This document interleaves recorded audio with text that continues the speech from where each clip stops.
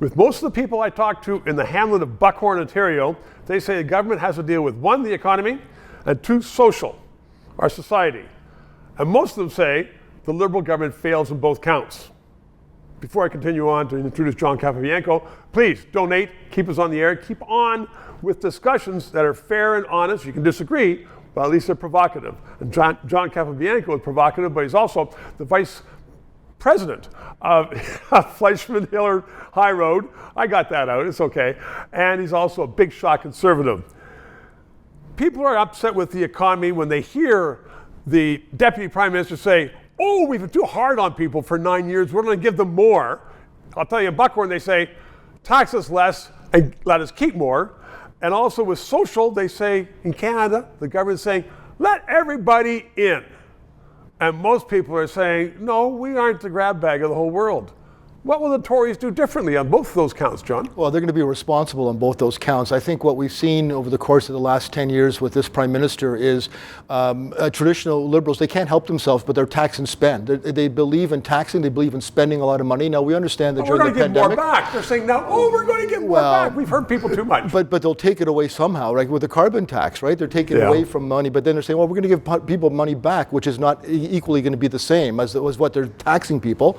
But the other thing, too, is not only that, but the capital gains, right? They think that this was their panacea. They were going to sort of, they were going to wedge the Conservatives on this capital gains tax, and it only affected 1.9% of Canadians and whatnot.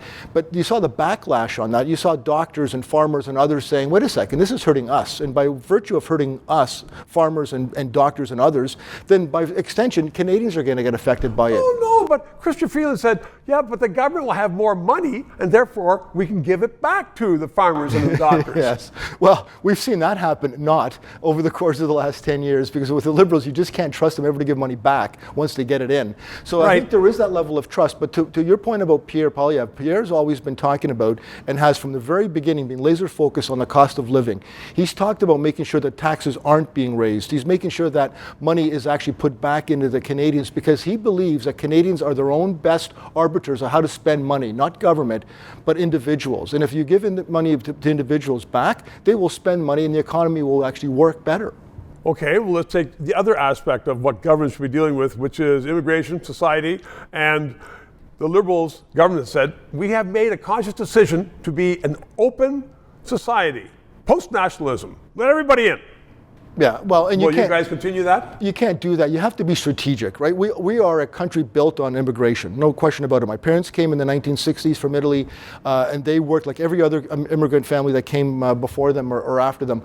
And that is that they believe in coming in and being given an opportunity so they can actually raise family and be of jobs. Nowadays, Stephen, what's happening is there's no strategic objective to getting immigration in, so people are coming in and they can't be looked after.